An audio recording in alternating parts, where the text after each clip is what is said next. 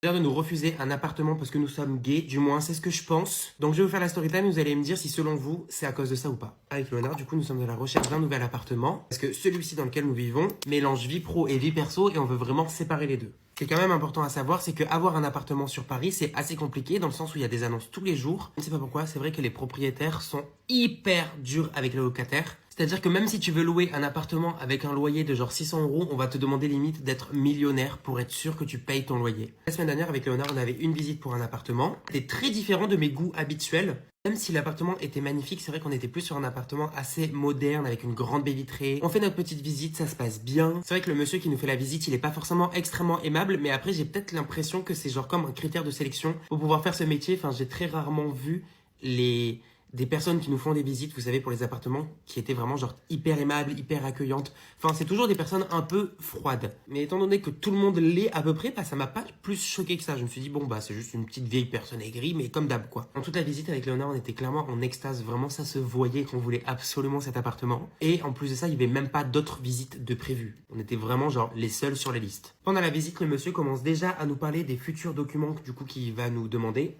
Et on lui dit direct que, bah, en fait, on a tous les documents, donc il n'y a pas de souci. Dès qu'il nous envoie le mail de confirmation avec la liste de tous les documents, bah, on va tout lui envoyer direct. Une demi-heure après, le gars nous envoie du coup la liste de tous les documents qu'il faut envoyer. Leonard a fait tout le mail, c'est tout bon, c'est tout parfait. On lui envoie tous les documents du coup dont il a besoin et juste bah, tous les documents qu'il nous a demandé. Alors comment vous dire que vraiment tout rentrait dans l'ordre, hein, d'accord? Vraiment tous les documents rentraient dans l'ordre. Forcément, il fallait que le salaire soit en adéquation du coup avec le prix du loyer. Pour que tu puisses louer un appartement sur Paris, genre on va te demander à ce que ton salaire soit 3 fois supérieur au prix du loyer. Il me semble que ça c'est en soi fait partout pareil dans toute la France, mais à Paris pour le coup, genre ils sont extrêmement pointus là-dessus. Le salaire y était, en plus on nous demande un garant. Pour toutes les personnes qui savent pas trop ce que c'est un garant, en gros un garant c'est une personne qui se porte garant.